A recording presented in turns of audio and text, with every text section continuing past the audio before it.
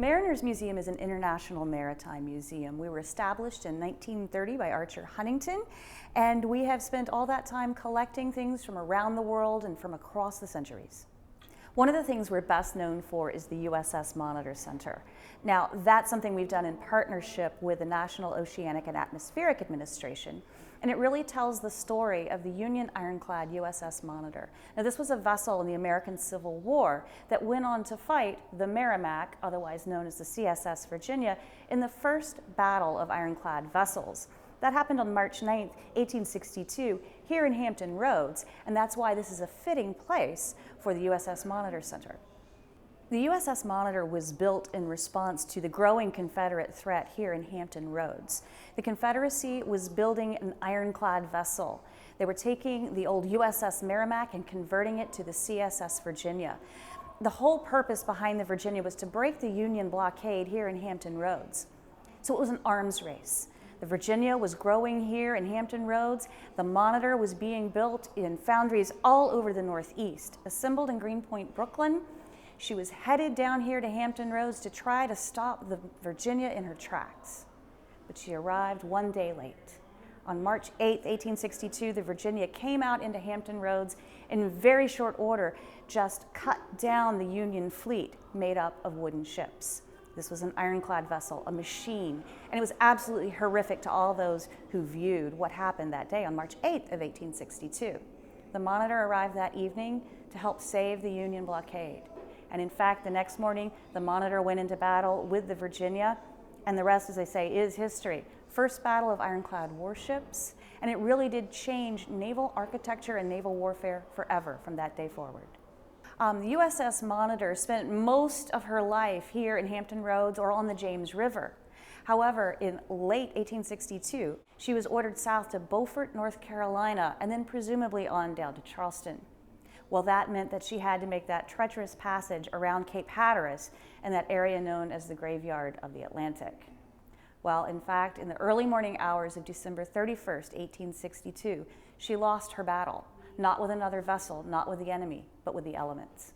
So she did sink 16 miles off of Cape Hatteras in about 240 feet of water, taking 16 of her men with her. The exhibition, Ironclad Revolution, really tells the story not just of the Monitor, but of the Monitor and the Virginia, that arms race between Union and Confederacy, as well as the stories of the people who built the vessels, the people who served in the vessels. And so it tells that complete story.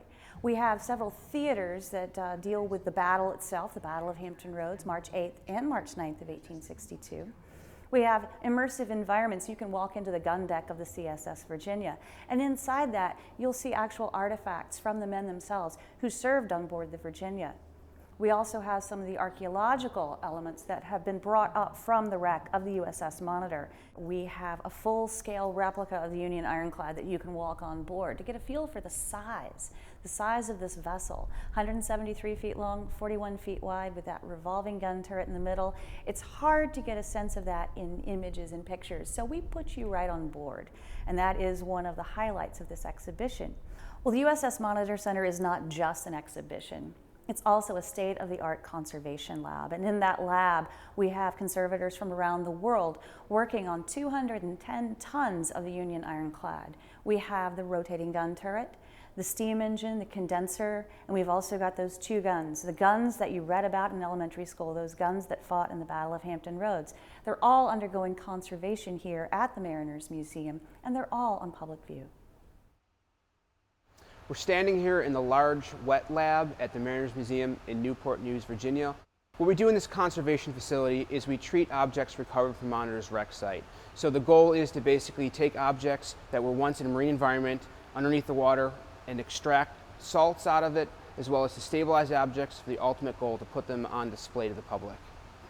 In the late 90s, the National Oceanic and Atmospheric Administration planned a large-scale recovery of the Monitor's wreck site with the primary goal of recovering Monitor's main gun turret, which was the first revolving gun turret on a ship in history.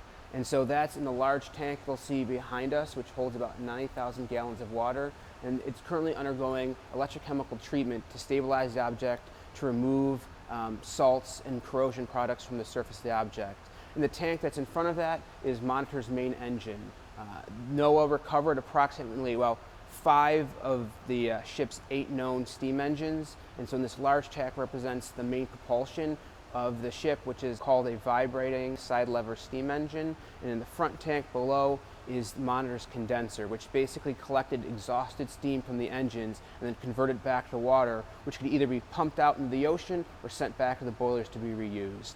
Knowing that this project was going to take several decades, one of the initial thoughts was, how can we best show the public and teach them of the conservation process? How can we share some of this lab side of the story with the public? And so early on, when they built the facility, when this lab was constructed, we have large windows that the public from within the museum can actually look through and see the process going on. We've also made it a really part of our daily work. We have an online access. This lab is webcammed, so people can actually go onto the museum's website and actually look. You can see the cameras off in the distance. But you can actually come here and look online. We have an online blogs, as well as within the museum, we try to tell the conservation side of the story. But the ultimate goal is to take the objects in here where people have more difficulty seeing them and be able to, once they're finished with treatment, put them on display so they can start telling the ship's story, telling that history component. We are currently in what's called the clean lab, or what you would expect as a normal conservation lab. So this is where final treatment for artifacts are carried out. So this includes chemical coatings, constructing support mounts for objects, doing additional cleaning in a dry and stable environment. When it comes to stories of Monitor and the personal connection and the human connection, you can't get much closer than actual personal items. And so what we're looking at is some actual artifacts that were found in association with the sailors. These mismatched pair of shoes were found on one of the sailors. Why? You can make speculation. Was he quickly getting out of his bunk as the ship's sinking, so he just threw on whatever shoes he had? This one used to be was the lower half of a Wellington, which was a taller boot. Why are they mismatched? It really gives you the connection of it must have been some kind of struggle at that point. You're at that moment of desperation of trying to get out. We have other things like parts of socks, other forms of clothing, but then you get even closer to the personal side of actual belongings that we know who they came from. In this case, a good example is this spoon, which was recovered with a lot of other silverware from within the turret, and it has the initials JN on it, which we know stands for Jacob Nicholas, who was a crew member who died in the sinking. And so we can make a direct personal story. This was his object, and he's one of those crew member sailors that could be the remains of. So it's a direct connection to an individual. And again, even closer than that, also found in one of the sets of the remains is this ring. And so they were hoping when they removed it that it would have some kind of initial or some kind of name, but still we don't know. It's just another secret of Monitor that the Navy and the museum and other groups are trying to solve who they were. It was found on the right hand of a sailor, and no inscription, but it's one of those stories where you get so close to feeling like, who are these people? Will we know? And we still don't know. And so it's still part of that story of trying to figure out who they were, but really making a direct personal connection with objects like this. Such a small thing, it's just a ring, but the connotations and the story behind it are almost bigger than the turret. Because this is, you can't get much more personal than a ring. And on top of that, we know so little about it. We have guesses on who it could be, but we don't know. And so it's just all the weight of, family, what is this, meaning behind it is just sort of hidden away in here. So along with, really specific personal items, we have other closely rated things. We have pocket contents, coins that were found in association to clump what we think may have been a pocket. And in there, we found this key, and the question is, what did it open?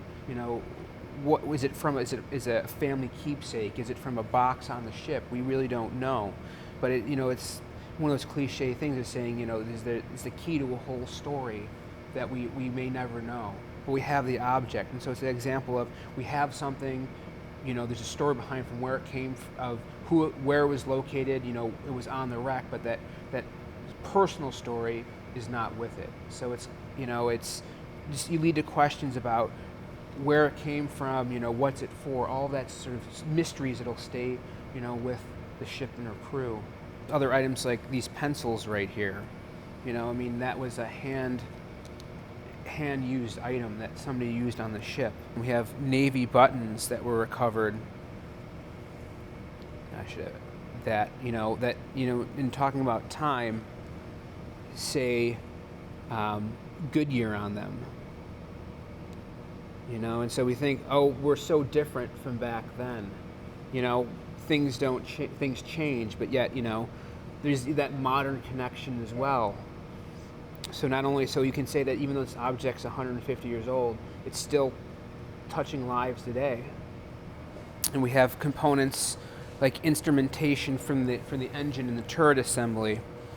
You know, this is actually the plate that tells us that the turret was going in the forward direction, you know, stop, and in right to left. So we have it, you know, here's this plate that they were using to turn the turret. You know, and we have that artifact. So although it's one small little piece, it adds to the big story. So you can kind of think of it as like a giant puzzle. You know, and each artifact adds one more piece to the bigger picture. We can add more to the story.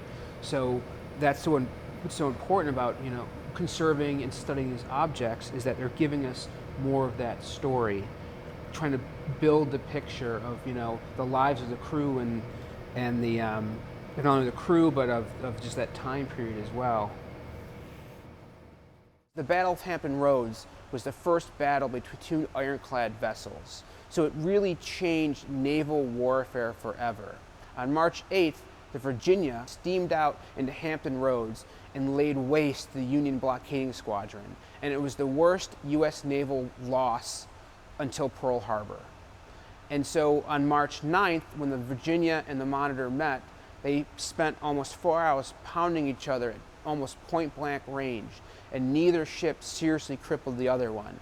But unlike the day before, when it proved iron against wood, it proved wood was obsolete. So the battle between these two ships changed naval warfare, not only the U.S., not only the Civil War. Although the battle was considered a tactical draw, it is the birth of, in a lot of ways, of the modern Navy. And when you go out and look at any battleship, you go to Norfolk and you look at the Wisconsin, or you see the Missouri, they have a gun turret on them. The one in this tank is the first one ever on a ship. And so that's part of the reason why it's so important, because it is American naval history, it's world history, it's cultural history, it's the stories of the crew, of the Civil War, of the struggles. There were escaped slaves on Monitor. I mean, it really ties in a whole bunch of different angles of not only Civil War history, but world history as well.